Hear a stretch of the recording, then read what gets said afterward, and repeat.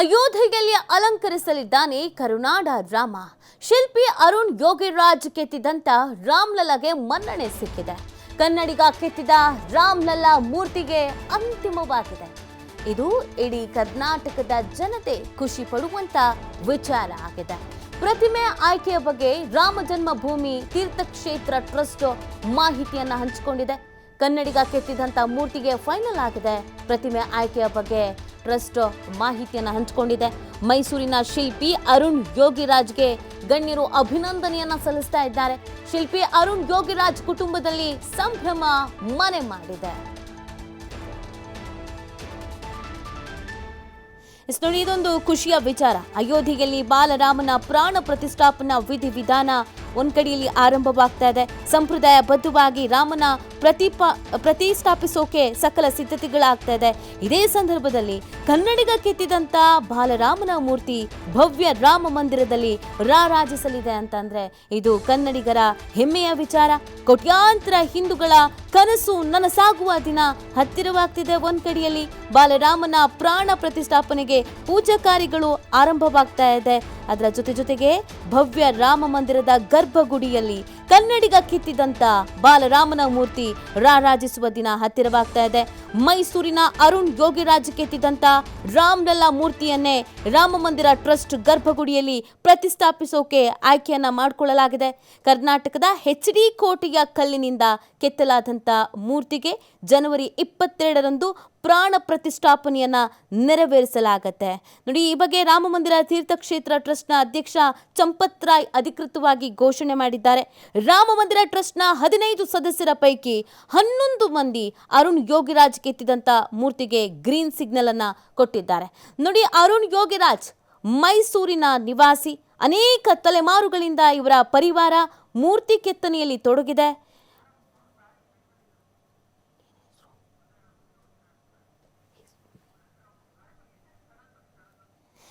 ಈ ಬಗ್ಗೆ ಮಾತನಾಡಲಿಕ್ಕೆ ಸ್ವತಃ ಅರುಣ್ ಯೋಗಿರಾಜ್ ಅವರ ತಾಯಿಯೇ ನಮ್ಮ ಜೊತೆ ಫೋನ್ ಸಂಪರ್ಕದಲ್ಲಿದ್ದಾರೆ. ಅಮ್ಮ, ನಮಸ್ತೆ.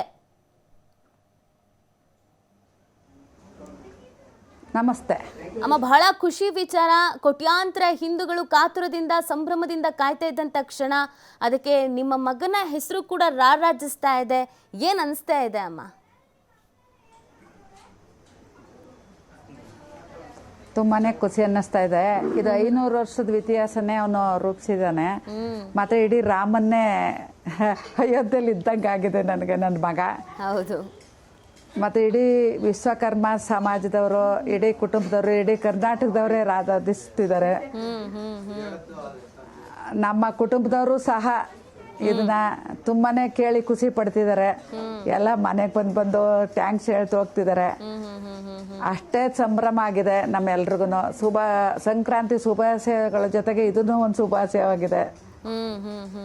ಅಂದ್ರೆ ಈ ಮೂರ್ತಿ ಕೆತ್ತನೆ ಸಂದರ್ಭದಲ್ಲಿ ಅರುಣ್ ಅವ್ರಿಗೆ ಏನಾದ್ರು ಹೇಳ್ಕೊಳ್ತಾ ಇದ್ರ ಅಮ್ಮ, ಇದನ್ನ ನಾನು ಮಾಡ್ಲೇಬೇಕು, ಇದೇ ಅಲ್ಲಿ ಓಕೆ ಆಗಬೇಕು, ಕಷ್ಟ ಆಗ್ತಾ ಇದೆ ಅಥವಾ ಕಷ್ಟಪಡ್ತಾ ಇದ್ದೀನಿ, ಇಷ್ಟಪಟ್ಟು ಮಾಡ್ತಾ ಇದ್ದೀನಿ, ಈ ಥರದ್ದು ಏನಾದ್ರು ಹಂಚ್ಕೊಳ್ತಾ ಇದ್ರ ನಿಮ್ಮ ಹತ್ರ? ಇಲ್ಲ ಇಲ್ಲ ಇಲ್ಲ ಅಮ್ಮ, ನೋಡಮ್ಮ, 3 ಜನ ಕೆಲಸ ಮಾಡ್ತೀವಿ, 3 ಜನ ಕಷ್ಟಪಟ್ಟು ಎಲ್ಲರೂ ಕೆಲಸ ಮಾಡ್ತೀವಿ. ಎಲ್ರದ್ದು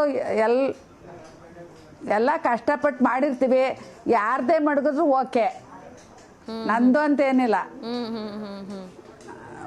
ನಂದು ಅಂತೇನಿಲ್ಲ ಅಮ್ಮ. ಅವರು ಕಷ್ಟಪಟ್ಟು ಮಾಡಿರ್ತಾರೆ. ಮತ್ತೆ ಅವನು ನಂದೇ ಇಡಬೇಕು, ನಂದೇ ನಡಿಬೇಕು ಆ ಥರದವನಲ್ಲ. ಮೊದ್ಲಿಂದನೂ ಶಾಂತಿ ಸ್ವಭಾವ, ಚಿಕ್ಕದ್ರಿಂದನೂ ಅಷ್ಟೇನೆ. ಅಂದ್ರೆ ಅವ್ರು ಚಿಕ್ಕಲಿಂದಲೂ ಇಂಟ್ರೆಸ್ಟ್ ಇತ್ತ ಅಮ್ಮ ಈ ತರ ಎಲ್ಲ ಕೆತ್ತನೆ ಮಾಡೋದು? ನಾನು ನೋಡ್ತಾ ಇದ್ದೆ ಅವ್ರ ಬಗ್ಗೆ, ತುಂಬಾ ಶಿಲೆಗಳನ್ನ ಕೆತ್ತನೆ ಮಾಡಿದ್ದಾರೆ. ಮೊದಲಿಂದಲೂ ಇಂಟ್ರೆಸ್ಟ್ ಇತ್ತ ಅಥವಾ ನೀವು ಇದನ್ನ ಕಲಿಬೇಕು ಅಂತ ಹೇಳಿದ್ರಾ? ಇಲ್ಲ ಇಲ್ಲ, ತುಂಬಾನೇ ಇಂಟ್ರೆಸ್ಟ್ ಇತ್ತು ಅವನಿಗೆ. ನಾನು ಗೌರ್ಮೆಂಟ್ ಕೆಲ್ಸಕ್ಕೆ ಹೋಗು ಅಂತ ಹೇಳವೆ. ಅಮ್ಮ ಸುಮ್ಮನೆ ಇದ್ಬಿಡಿ ಅಮ್ಮ, ನಾನು ಇದೇ ಕೆಲಸ ಮಾಡಬೇಕು, ನೀವೇನು ಮಾತಾಡ್ಬೇಡಿ ಅಮ್ಮ ಅಂತ. ಇಬ್ರು, ದೊಡ್ಡ ಮಗನೂ ಅಷ್ಟೇನೆ, ಚಿಕ್ಕ ಮಗನೂ ಅಷ್ಟೇನೆ. ದೊಡ್ಡ ಮಗನೂ ಇದೇ ಮಾಡ್ತಿದ್ದಾನೆ. ಅಂದ್ರೆ 3 ಜನನು, ನನ್ನ ಮಗಳು ಡ್ರಾಯಿಂಗ್ ಅಲ್ಲಿ ಅವಳು ಫಸ್ಟ್, ಎಲ್ಲ 3 ಜನ ಫಸ್ಟ್.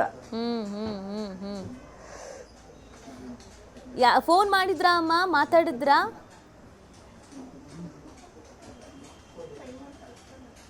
ಇಲ್ಲ ಇಲ್ಲ ಅವ್ನು ಫೋನ್ಗೆ ಸಿಗ್ತಿಲ್ಲ, ಈಚೆ ಕಡೆ ಬಂದ್ರೆ ಎಲ್ಲರೂ ಮುತ್ಕೋತಾರಂತೆ. Full busy ಆಗ್ಬಿಟ್ಟಿದ್ದಾರೆ.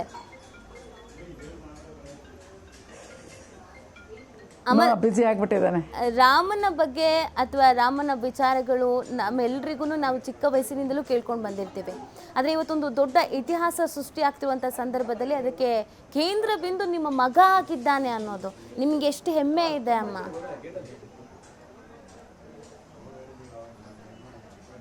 ತುಂಬಾನೇ ಹೆಮ್ಮೆ ಅನ್ನಿಸ್ತಾ ಇದೆ. ತಾಯಿಗೆ ಅದಕ್ಕಿಂತ ಮಿಗಿಲಾದ ಇನ್ನೇನಿದೆ? ಮಕ್ಕಳ ಶ್ರೇಯಸ್ಸಲ್ವೇ? ಹೌದು.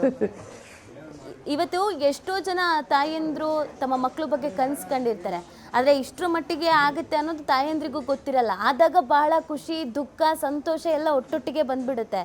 ಮಗನ ಹಿಂದಿನ ದಿನಗಳನ್ನ ನೆನಪಿಸ್ಕೊಂಡ್ರೆ ಏನನ್ಸುತ್ತಮ್ಮ? ಹೌದು ಹೌದು, ಇದು ತಡೆಯಲಾರದಷ್ಟು ಸಂತೋಷನೂ ಆಗುತ್ತೆ, ಒಂದ್ ಕಡೆ ದುಃಖನೂ ಆಗುತ್ತೆ. ಅಂದ್ರೆ ಅವ್ರ ಅಣ್ಣ ಅವ್ರ ತಂದೆ ಇದ್ದಿದ್ರೆ ಇನ್ನ ಖುಷಿ ಪಡೋರು, ಎಲ್ರಿಗೂ ಹೇಳ್ಕೊಂಡು ನನ್ ಮಗ ಹಂಗ್ ಮಾಡಿದಾನೆ ಹಿಂಗ್ ಮಾಡಿದಾನೆ ನೋಡ್ರು ಅಂತ ಹೇಳ್ಕೊಂಡು ಅದ್ರ ಖುಷಿ ತಡೆಯಕ್ಕಾಗ್ನಾರ್ದು ಅವ್ರಿಗೆ. ಅಷ್ಟೇನೆ ಖುಷಿ. ಅಮ್ಮ ಇಡೀ ಕರ್ನಾಟಕವೇ ನೋಡ್ತಾ ಇದೆ, ನಮ್ದು ಅಪ್ಪ ಒಂದಿಲ್ಲ ಅನ್ನೋದು ಅವನ್ಗೆ ಮನ್ಸ್ಗೆ ಅಷ್ಟೇ. ಇದೆಲ್ಲ ಓಕೆ ಆದ್ಮೇಲೆ ನಿಮ್ಮ ಹತ್ರ ಮಾತಾಡಿದ್ರಲ್ವಾ ಅಮ್ಮ? ಅವಾಗ ಯಾವ ತರ ಖುಷಿ ಹಂಚ್ಕೊಂಡಿದ್ರು?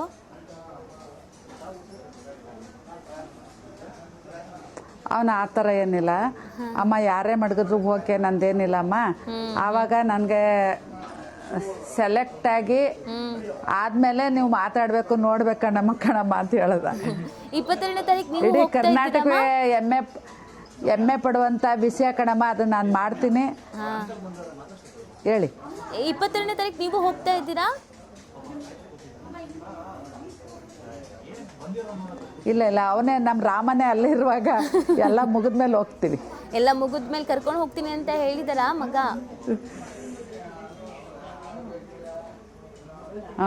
ಇವಾಗ ಚಳಿ ಇದೆಯಲ್ಲ ತುಂಬಾ, ಅದರಿಂದ ಎಲ್ಲ ಮುಗಿದ್ಮೇಲೆ ಹೋಗ್ತೀವಿ. ನಮ್ಮ ರಾಮನೇ ಅಲ್ಲಿದ್ದಾನೆ. ಅದೇನೋ ಅವನ ಕೈಲಿ ಎಲ್ಲ ಮಾಡಿಸ್ಕೊಡ್ತಿದ್ದಾನೆ. ಒಂದು ವಾರ ಒಂದು ಪ್ರಾಣ ಪ್ರತಿಷ್ಠಾಪನೆ ಆಗ್ಬೇಕಲ್ವಾ, ನಮಗೆ ಸಿಕ್ಕೋದಿಲ್ಲ. ಪೂಜೆ ಎಲ್ಲ ನಡೀತಾ ಇದೆ. ಒಂದ್ ವಿಗ್ರಹ ಮಾಡ್ಬೇಕಾದ್ರು ಕೈ ಕಂಕಣ ಕಟ್ಟಿ ಒಂದ್ ಕಲ್ ಕೆತ್ತಬೇಕಾದ್ರೆ ನಾವು ಪೂಜೆ ಮಾಡ್ತೀವಿ. ಕಂಕಣ ಕಟ್ಟಿ ಪೂಜೆ ಮಾಡಿಸಿ ಸಂಧ್ಯಾವನ್ನೇ ಮಾಡಿ ನಂತರ ನೆರವೇರಿಸಿದ್ದಾರೆ. ಮನೇಲೆಲ್ಲ ಯಾವ ತರ ಇರ್ತಿದ್ರು ಅರುಣ್ ಅವರಮ್ಮ?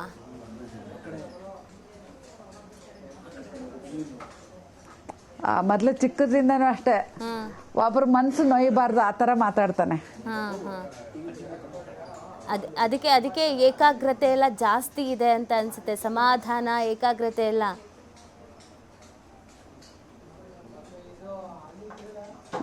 ಹೌದು. ಯಾವತ್ತಾದ್ರೂ ಹೇಳ್ಕೊಂಡಿದ್ರಮ್ಮ ನನಗೆ ಈ ಥರ ಆಸೆ ಇದೆ, ರಾಮನ ಮೂರ್ತಿ ಕೆತ್ತನೆ ನಾನೇ ಮಾಡಬೇಕು, ಅಥವಾ ನನಗೊಂದು ಈ ಥರದ್ದೊಂದು ಮೂರ್ತಿಯನ್ನು ಕೆತ್ತಲೇಬೇಕು ಅನ್ನೋದು ಕನಸಿದೆ, ಈ ಥರ ಹೇಳ್ಕೊಂಡಿದ್ರೆ ಯಾವತ್ತಾದ್ರೂ ಯಾವುದಾದ್ರೂ ಒಂದು ಮೂರ್ತಿಯ ಬಗ್ಗೆ? ಇಲ್ಲ ಇಲ್ಲ ಇಲ್ಲ, ಆ ಥರ ಏನಿಲ್ಲ. ಅವನು ಅಮ್ಮ ಪರಮಾತ್ಮ ಯಾರ ಕೈಲಿ ಮಾಡಿಸ್ಕೋಬೇಕು, ಆ ಗರ್ಭಗುಡಿಲಿ ಕೂತ್ಕೋಬೇಕಂತಿದ್ಯೋ ಆ ಥರ ನೆರವೇರುತ್ತೆ ಕಣಮ್ಮ ಅಂತ ಹೇಳ್ತಿದ್ರು. ಯಾವತ್ತು ಊರಿಗೆ ಬರ್ತೀನಿ ಅಂತ ಹೇಳಿದಾರೆ, ಅದ್ರ ಬಗ್ಗೆ ಏನಾದರೂ ಹೇಳಿದಾರ ಅಮ್ಮ? ಮನೆಗೆ ಇವತ್ತು ಬರ್ತೀನಿ, ಈ ತಾರೀಕು ಬರ್ತೀನಿ ಅಂತ ಏನಾದರೂ ಹೇಳಿದಾರಾ? ಇಲ್ಲ ಇಲ್ಲ ಇಲ್ಲ ಇಲ್ಲ, ಗೊತ್ತಿಲ್ಲ. ಅದೆಲ್ಲ ನೆರವೇರ್ಬೇಕು, ಅಲ್ಲಿ ಎಲ್ಲ ನೆರವೇರ್ಬೇಕು ಕಣಮ್ಮ. ಅದುವರೆಗೂ ಅವ್ನ ಕಲ್ಲು ಆ ಗರ್ಭಗುಡಿ ಒಳಗೆ ಕೂತವರೆಗೂ ಅವನ ಸಮಾಧಾನ ಇರಲ್ಲ. ಒಂದ್ ಶಿಲೆನ ಕಲ್ಲು ನಾವು ರೂಪ ತಂದು ಮಾಡುವವರೆಗೂ ಒಂದೇನು ಮುಕ್ಕಾಗಬಾರ್ದು. ಅದ್ ಕಳ್ಸೋವರೆಗೂ ಇಲ್ಲೂ ಅಷ್ಟೇನೆ, ಅದ್ ಕಳ್ಸೋವರೆಗೂ ಒಂದ್ ಶಿಲ್ಪಿ ಜೋಪಾನಾಗ ಅದನ್ನ ಕಳಿಸ್ಬೇಕು ನಾವು. ಪೂಜೆ ಎಲ್ಲ ಮಾಡಿ ನಮ್ ಜಾಗದಲ್ಲಿ ಪೂಜೆ ಎಲ್ಲ ಮಾಡಿದ ನಂತರ ಪೂಜೆ ಎಲ್ಲ ಮಾಡಿ ಕಳಿಸ್ಕೊಡ್ತೀವಿ. ಆತರ. ಅಮ್ಮ, ಈಗ ದೇವರ ಮೂರ್ತಿಗಳನ್ನೆಲ್ಲ ಕೆತ್ತನೆ ಮಾಡ್ತೀವಿ ಅಂದ್ರೆ ಬಹಳ ನಿಯಮ ನಿಷ್ಠೆಗಳೆಲ್ಲ ಇರುತ್ತೆ ಅಲ್ವಾ? ಮನೆಯಲ್ಲೇ ಅದನ್ನೆಲ್ಲಾನು ಫಾಲೋ ಮಾಡ್ಬೇಕಾಗತ್ತೆ. ಎಷ್ಟೆಲ್ಲ ನಿಯಮ ನಿಷ್ಠೆಗಳನ್ನ ನೀವು ಕೂಡ ಮಾಡಿದ್ರಿ ಅಮ್ಮ ಈ ವಿಚಾರದಲ್ಲಿ? ಹೌದೌದು, ಮಾಡ್ತೀವಿ. ಅಯ್ಯೋ ಮಾಡ್ತೀವಿ. ಅದೆಲ್ಲ ಮಕ್ಳ ಶ್ರೇಯಸ್ಕೋಸ್ಕರ ಒಬ್ಬ ತಾಯಿ, ಅದಕ್ಕಿಂತ ಖುಷಿ ಏನಿದೆ, ಅದಕ್ಕಿಂತ ಈ ಭಾಗ್ಯ ಏನೇನಿದೆ. ನನ್ ಮಕ್ಳು ಹಂಗಾಗ್ಬೇಕು.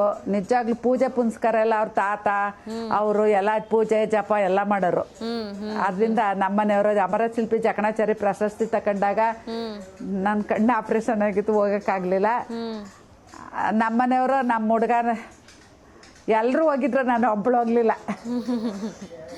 ಓಕೆ, ಥ್ಯಾಂಕ್ ಯು ಅಮ್ಮ TV5 ಜೊತೆಗೆ ಮಾತಾಡಿದ್ದಕ್ಕೆ. ಮತ್ತು ನಿಮಗೂ ಕೂಡ ಅಭಿನಂದನೆಗಳು. ಇಂಥ ಒಳ್ಳೆ ಮಗನನ್ನು ಸಮಾಜಕ್ಕೆ ಕೊಟ್ಟಿದ್ದೀರಾ, ಒಳ್ಳೆ ಕೆಲಸಗಳನ್ನು ಮಾಡ್ತಾ ಇದ್ದಾರೆ. ಎಲ್ರಿಗೂ ಧನ್ಯವಾದಮ್ಮ.